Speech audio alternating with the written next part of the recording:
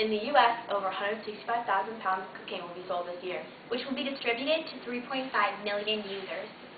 And of those, 17,000 of them will die because of usage. And from those, 5,000 will be kids 21 and younger. Even in a place like New Albany, Doesn't mean we're not vulnerable too. even in a place like New Albany, Doesn't mean that we should ignore those who aren't. Coke, Dust, tube, line, nose candy, snow, sneeze, girl, bike pony, slate, big C, the lady, cane, neurocane, rock, crack, blow. snowbird. No matter the name, The purpose is the same. The cause, insomnia, loss of appetite, blurred vision, vomiting, high anxiety, high heart rate, dangerous adrenaline rush, irritability, constricted blood vessels, dilated pupils, nasal infection, nosebleed, rapid breathing, sweating, violent behavior, twitching, hallucinations. and chest pain. If you know someone Who is struggling with coke, or any drug addiction, then contact help with the Drug Health Hotline at 1-800-448-4663. because of 7 billion people in this world. No one needs to fight this alone.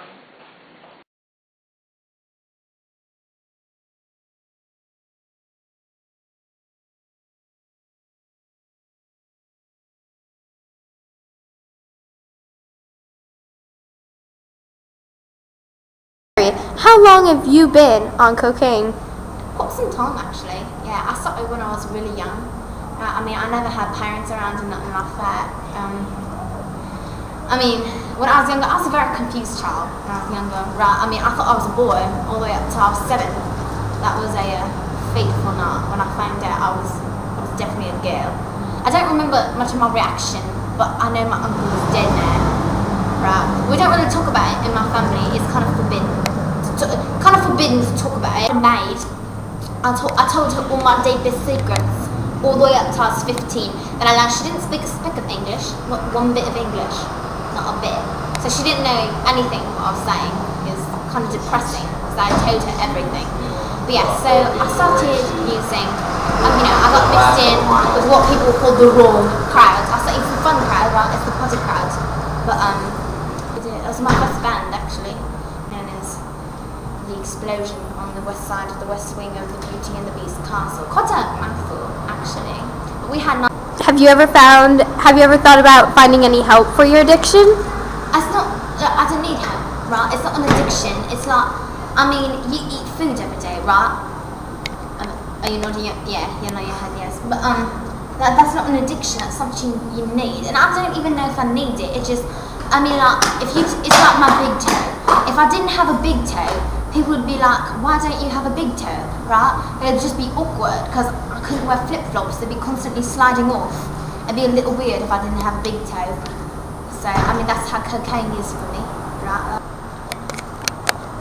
Supposed to be talking. Oh, yeah. Fuzzy in the air. I caught it. Would you like it? Does any of your other family members do cocaine? My grandma did a lot when she was younger. That's a funny thing about my grandma. When I was younger, my grandma is so fat and she can't wear clothes, right?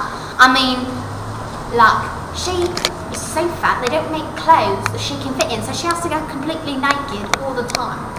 So as a younger child, we would actually have to take blankets and we'd have to drape them over her to try to cover some of the revealingness of her nakedness. We'd have to make it less naked. If that makes sense. And yeah, but my grandma, I mean, when she walks, everyone within a 15-mile radius just dies.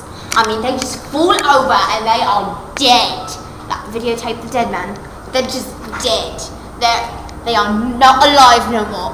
Because we buy her cell phones and they get lost, right? And then they just get sucked up in her cheek fat. I mean, she can barely lift her arm. I definitely know she's not washing in her fat rows. Right? And that's another thing, I had to wash her as a child.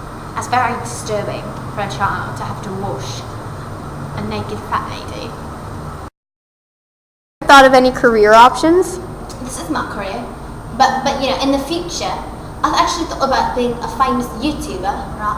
I mean, I'm thinking about, duck face, you know what duck face is, right? People go like, they do it in Facebook photos a lot of them, right? I mean, I came up with my own face. It's gonna hit home really well. I think it's gonna be really, really popular. Except like duck face, except 10 times cooler. It's called dragon lip. And you put your head back. You're getting this. This is a tutorial. This is your first look on dragon lip. And you put your head back, right? Flip your hair, and you stick your tongue out, and you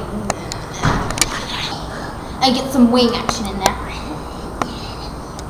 Right, so I mean, I think that'll really do well for things like Pokemon and Neopet, which is kind of the same concept. Little animals trapped in plastic balls, and you throw them at different animals trapped in plastic balls.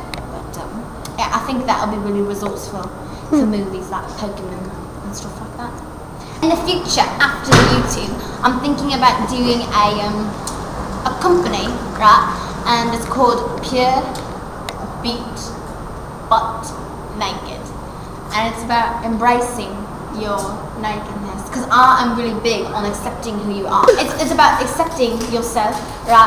And I mean, we were born in the form, right? God made us in the form of our nakedness, and I think we should learn to accept that, right? So I'm gonna create t-shirts and like pants and stuff and shoes and maybe hairbands. I'm still thinking about that, and it's gonna say "be naked" on it. And people think that's really contradictory because you're wearing a shirt that says "be naked." Why not just be naked? Right? I think that would get the message across. But you know, until society accepts it, be naked does the same thing as being naked, right? So yeah, I'm still kind of working it out. All right, next question. I was a psychologist, and as a psychologist, and I was actually doing therapy for a guy who was from Vietnam. Well, not he was a soldier from Vietnam, and I used to make Vietnam jokes. Right, I'll be like, I'll look at the paper cut and I'll be like, oh, I got this one from Nom, mate. You know what I'm saying? And he actually went on a killing spree. That was not good at all. I was stripped of my therapy license. The police were actually chasing him, and they found him lying in a pothole in Indonesia. Hello, we're doing a drug project. Hello. That's cool. I don't know your name. I'm Ronell. Okay, I'm Charlie. Hello, Ronell. Okay, alright. Back to me. Alright, so right. I talked to him. Hello. Your hair is soft. Your hands are like the bust of a child. Alright, so yeah, and then in this Benstoni, which is the sour taste of nuclear invasion, but we just kind of condensed that to say, well, we did. My mates and I, we were up in Guyana, and I just remember that we were at a friend's mate's house, and I woke up and I was lying in a gutter, and I was lying in a pile of salsa. And I was completely naked, lying in a pile of salsa in a gutter. And as I never found my mates, I've been looking for them, but I assume they were abducted by aliens. I mean, factual evidence supports that they were probably abducted by aliens. But yeah. That reminds me, I had... So you mentioned bands earlier. I did. Yeah, I did. Would you like to talk about them? In like a little history of my bands. Yeah. Alright, my first-ish band was The Explosion in the west side of the west wing of the Beauty and the Beast Castle. That's a mouthful, I know. I explained the t-shirts already. Then I went to my band, which was called Viper Diver. That's right, Viper Diver. We actually had a drummer, and he, the magnitudist of Far Phoenix, but we shortened that. But that's what he called himself. And we were actually rocking out on stage so hard, that he actually just exploded in his seat, right? It's just like boom, and he's gone, and all that's sitting here is his drumsticks, and the audience just goes crazy. I mean, they just love it. And we're like, Magnifico just exploded on stage, and we just keep rocking out, right? Because we don't want to stop. I mean, then the audience is going to be like, oh crap, he just exploded on stage. But like, so we did some research about it, and actually spontaneous evaporations or explosions actually happen quite often. You just never hear about them. There's like 20 or so every year, but you never hear about someone spontaneous combustions of the human form. And then down the road, and so we see this man, and we're just like, get in the car, just get in. I just saw him, and I knew he's going to be a great guitarist. And I don't think he spoke a speck of English. His name was Pablo Montoya Santaria Santaria Santaria Coromorsa Hasiatare Santaria. And he didn't speak a speck of English. He was hit by a car. Well, I mean, the body was never found, so I automatically assumed that he was hit by a car because the body was never found. What do you like to do with your music? I like to invoke joy into the souls of young children, older children, old children, right? But I have a song, Death to the World, and it really is a joyful song. Here, listen. Oh, the little Red Riding Hood, was in the deep dark forest. And you get a C chord up in there. Oh, and she was talking to the big bad.